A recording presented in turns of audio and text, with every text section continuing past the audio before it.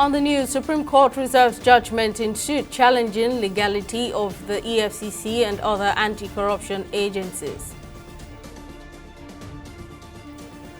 Nigeria and the United Kingdom renew agreement on drug war. And IMF approves $3.6 billion funding package for low-income countries.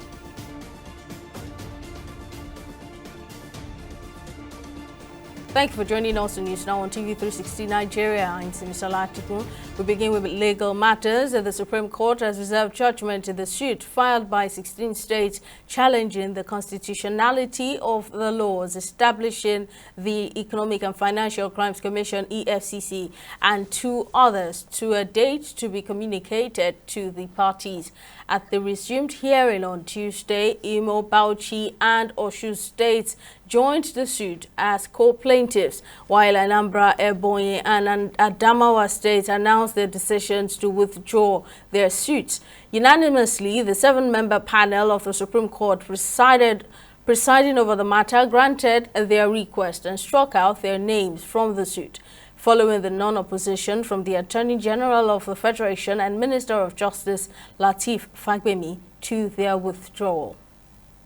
State to withdraw from this suit. The case for Nasarawa State is completely different from that which Kogi and other states are before the Supreme Court. Nasarawa State is happy with the establishment of the EFCC, ICPC, and NFIU. But our own case is challenging the constitutionality of the directive issued by the NFIU, limiting cash withdrawal for states, knowing fully well that in Nasarawa State we have a social investment policy geared towards enhancing the living standard of the people at the grassroots, where His Excellency, the Governor Engineer Abdullahi A. Sule, out of his passion for lifting people out of poverty, initiated a program through which indigent people at the grassroots level are being shared some stipends, running into millions of naira, and is a talk of the state. And the entire people of the state are very happy with that. Now, by the time this policy comes on board to limit the cash withdrawal by the state, it will frustrate this program, and it by extension affects the living standard of the people at the grassroots. So this is why we are in court, not to challenge the constitutionality of the establishment of the EFCC, ICPC, NFIU. These are institutions that are in place to actually fight corruption that is bedeviling the development of this country. So Nasarawa State is still on its feet, seeking for the interpretation of the Supreme Court on the constitutionality or otherwise of that policy. Meanwhile, the argument of the other states in their present suit is that the EFCC establishment law as enacted could not be applied to states that had not approved it under the provisions of the Nigerian Constitution. According to the plaintiffs, the provisions of the Constitution necessitates that the majority of the state's houses of assembly agree to incorporate the convention before passing the EFCC Act and others, which was allegedly never done. Hence, they argue that any institution formed under these laws should be regarded as illegal. Over 200 civil society organizations under the umbrella of the Coalition of Democracy and Justice have expressed readiness to join in the suit filed by states on the legal status of the Economic and Financial Crimes Commission, EFCC, and other anti-corruption agencies. Speaking with newsmen on Tuesday, the group says any unconstitutional act by government or individuals, no matter how noble or beneficial, would eventually amount to a nullity under intense legal interrogations.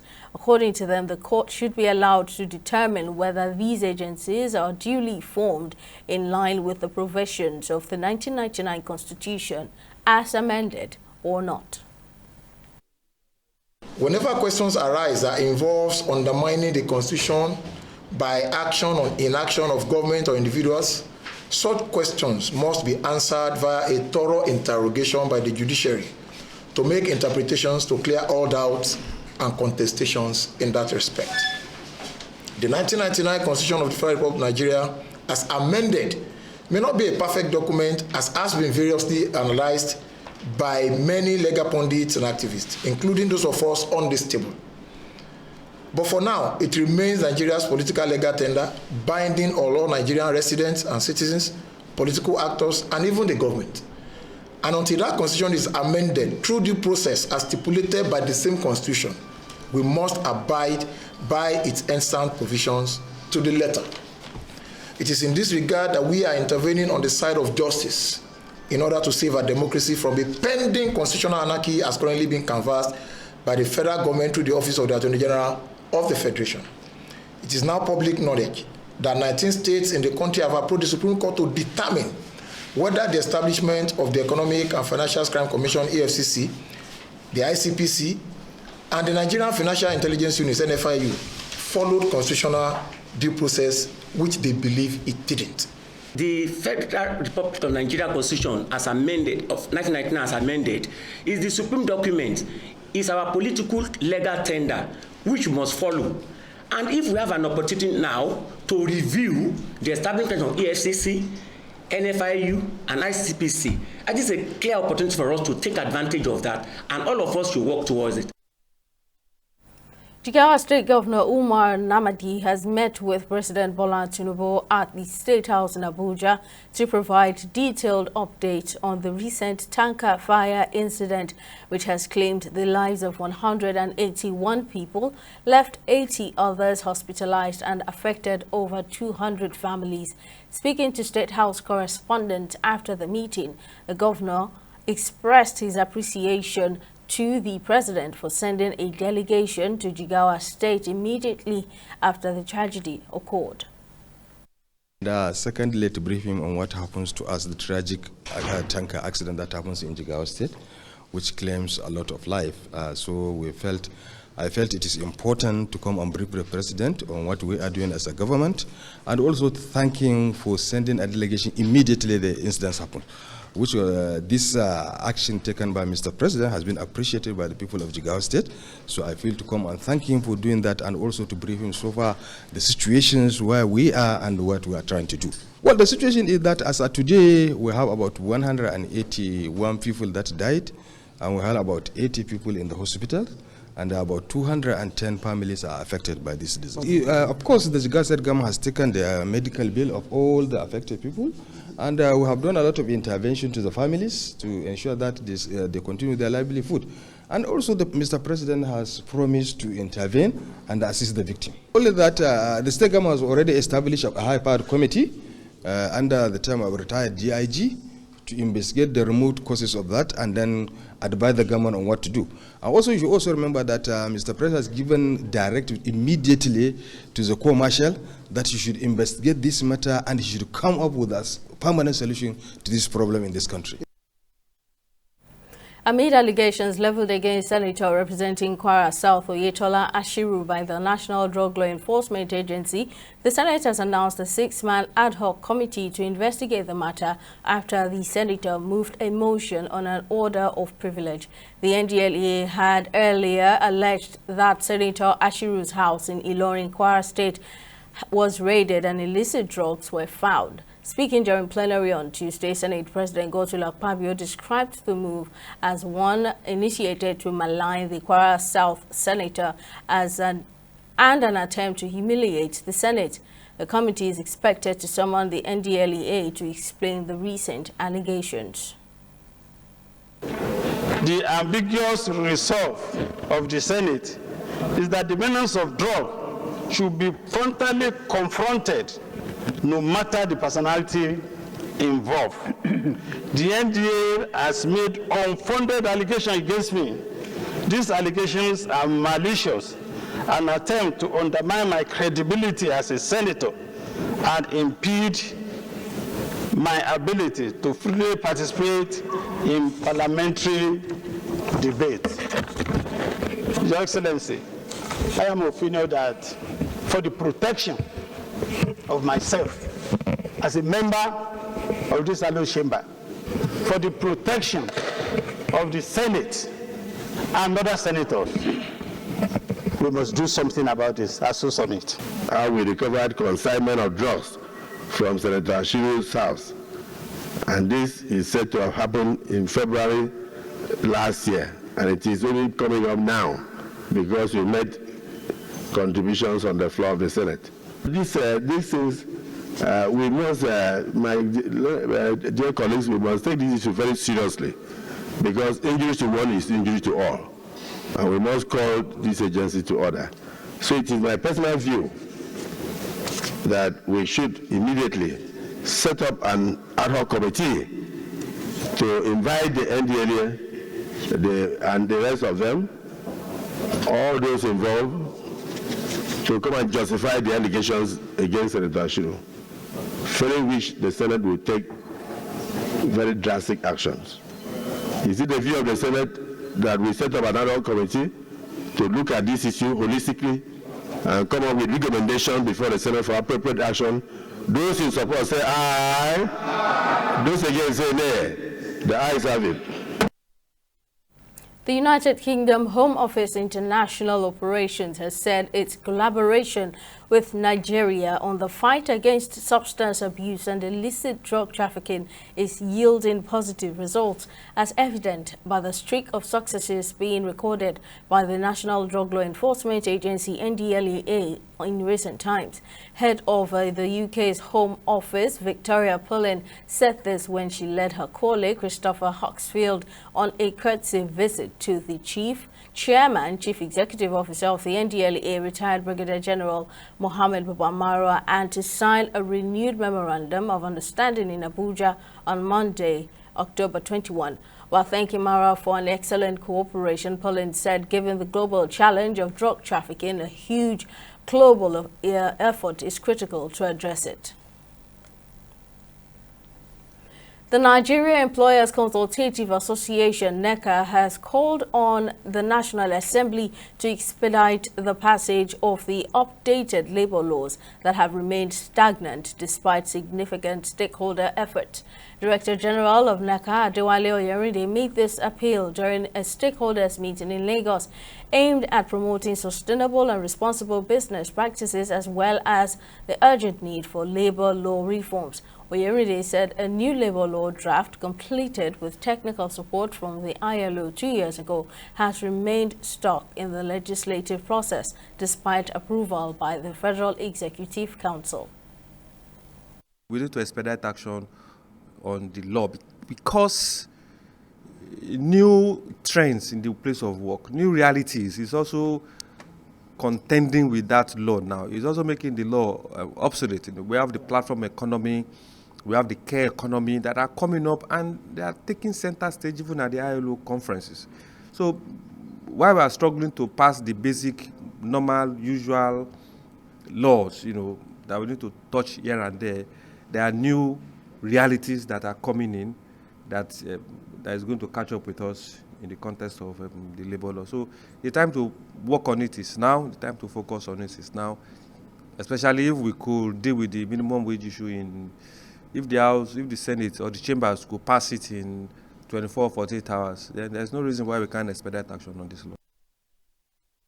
In other stories, the Corporate Accountability and Public Participation Africa CAPA has vehemently condemned water privatization in Nigeria and across the globe. Executive Director of CAPA, Oluwafemi Akinbode, who spoke with newsmen in Lagos on the commencement of the 4th Annual Africa Week of Action Against Water Privatization, an initiative of the Our Water, Our Right Africa Coalition, said the group is championing resistance to corporate takeover of water utilities across Africa. CAPA is also demanding for equitable water access across Africa, increased government funding and investment in the water sector, and expanded outlook on water justice beyond access to include affordability and quality. What brought pure water was the disappearance of public water utility. It is an abnormality. What we should be saying is that yes, we do know what water sachet causes to the environment. It's non-biodegradable. I mean, it causes a lot of harms. In fact, truth be told, that those pure water are actually dangerous. When you buy pure water, is exposed to the sun, you're no longer having the kind of quality water. It's not possible for it to be of high quality. There is a problem associated with it. Now, for the government to be sincere in tackling a problem they originally created, they must also create the solution. So what Lagosians are supposed to be asking is, where is the public water utility to, as we phase this out, then what replaces it? We are saying that the only way forward is for government to recognize that people can only develop when they have access to basic services like water, like education, like electricity, and every other thing that can pivot the economy. You can't keep implementing a policy or policies that take away light from manufacturers or take away light from small businesses, that do not give small businesses water, that take away the fundamental drivers of the economy or increase the cost of access to these things. Water is basic. We're not asking for the building of airports or the building of roads or something big. We're asking for something as basic. Water is a basic human right, and we think that for services that are basic, government should take 100% responsibility for providing them, and not outsource it to people who make only profit, and not at the expense of people, of African people. It's time for a break, but coming up, over 1,000 prisoners in the United Kingdom get early release to ease prison overcrowding. Stay with us for details. News Now will return shortly.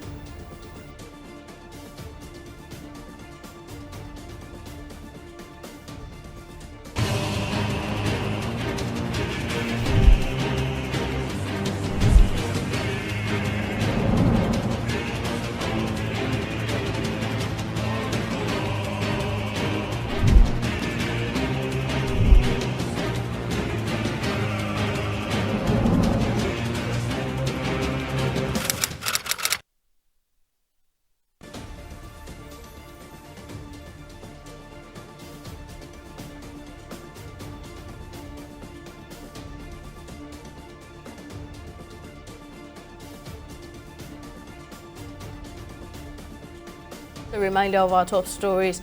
The Supreme Court has reserved judgment in the suit filed by 16 states challenging the constitutionality of the laws establishing the Economic and Financial Crimes Commission (EFCC) and two others to a date to be communicated to the parties. At the resumed hearing on Tuesday, Imo, Bauchi and Osun states joined the suit as co-plaintiffs, while Anambra, Ebonyi and Adamawa states announced their decisions to withdraw their suits. We also told you that the United Kingdom Home Office International Operations has said its collaboration with Nigeria on the fight against substance abuse and illicit drug trafficking is yielding positive results, as evident by the streak of successes recorded by the National Drug Law Enforcement Agency (NDLEA) in recent times. According head of the UK Home Office International Operations, Victoria Pullen, said this during a courtesy visit to the Chairman, Chief Executive Officer of the NDLEA, retired Brigadier General Mohammed Bubamarwa, and to sign a renewed memorandum of understanding in Abuja on Monday, October 21. In case you missed any of our news bulletins or for more updates, you can catch us on Limex World TV and AVO TV, or log on to our website on www.tv360nigeria.com. You can also follow us on our social media platforms on Twitter, Instagram and YouTube at TV360 Nigeria, or download our mobile app on Google Play Store, Huawei App Gallery and Apple Store. On Facebook, we're at TV360 Online.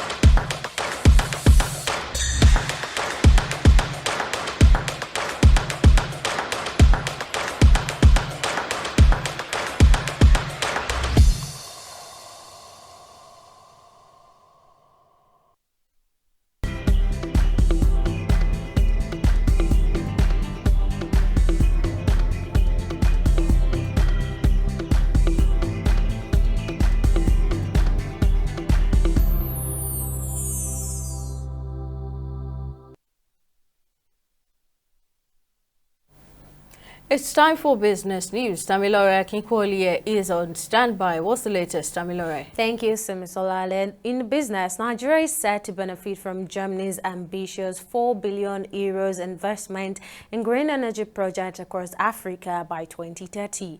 This was disclosed in a statement by the Director of Media and Corporate Communications at the National Space Research and Development Agency, Felix Ale, on Tuesday. Speaking further on the strategic importance of this agreement, Nigeria's Minister of Innovation, Science and Technology, Uche Nanji, says the engagement with Germany is built on discussions between the President and the Chancellor of Germany. According to the minister, green hydrogen, often likened to oil and gas of the future, present vast economic opportunities, revealing that Germany plans to import green hydrogen from Nigeria as part of its efforts to achieve carbon neutrality by 2045. The International Monetary Fund, IMF, has also announced that its executive board has approved reforms and a funding package of $3.6 billion for low-income countries. The multilateral organization said that the reforms focus on its concessional lending facilities and a related funding strategy designed to ensure adequate long-term support for low-income countries. According to the IMF, this funding envelopes is more than double the pre-pandemic capacity and is designed to ensure that the organization can effectively use its limited concessional resources to continue providing essential balance of payment support to LICs while also promoting sound economic policies and encouraging new financing from other sources. We'll go on a short break here and be back with stock market reports.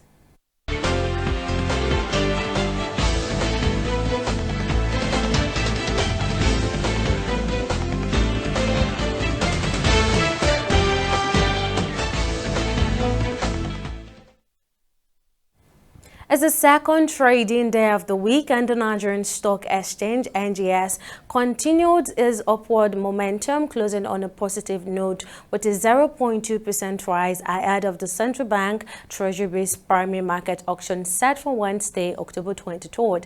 Now, the NGX market capitalization has also grown to 59.94 trillion naira, marking over a 100 billion increase from the previous section. Now, Tuesday trading saw 121 listed equities participated in trading, with 23 gaining and 15 losing. Now, Transcorp Hotel led the gainers, ending at 106 naira 0 kobo per share, followed by Wapik Insurance, which ended at 0 naira 96 kobo. Now, the section recorded 591 million shares traded across 6,987 deals, worth over value of 24 billion naira. Now, this represents a 46% increase in volume, although turnover and deals dipped by 10% and 16% respectively when compared to Monday trading. Now, switching gears to the global markets, the bears remained in control, with the UK FTSE and US Dow Jones and Japan's Nikkei ending at 0.14%, 0.21% and 1.39%. On the foreign exchange front, the naira continues to struggle, with the black market exchange rate pegging the dollar at 1,725 naira, the British pound at 2,250 naira, and the euros at 1,860 naira. And that's it on business and stock market news. Back to you, Simi. Thank you very much, Tamilore. On the foreign scene, in a bid to ease overcrowding in the prison system in jails in England and Wales, the United Kingdom has commenced the early release of a second tranche of 1,000 prisoners. The second tranche of emergency releases since September comes as ministers launch a major review of sentencing with a focus on new forms of punishment outside of jails. The review aims to reduce overcrowding and could lead to judges having powers to sentence people to what it called prison outside prison with the form of house arrest. Offenders serving more than 5 years will be released on license after spending 40% of their time behind bars, a scheme that excludes those convicted of serious violence, sex crimes, and terrorism. The United Nations Refugee Agency has said it is deeply concerned by news that 4 refugees were returned to Turkey from Kenya. According to Kenya's Foreign Ministry, the 4 were repatriated at the request of the Turkish government. In a statement, the UNHCR urged the government of Kenya to abide by their international legal obligations and in particular to respect the principle of non-refoulement, which protects asylum seekers and refugees from any measure that could lead to their removal to a place where their life or freedom would be threatened. Kenya's foreign ministry says it had agreed to Turkey's request to repatriate the 4 men because of the country's robust historical and strategic relations with Turkey, and that it had been assured the refugees will be treated with dignity.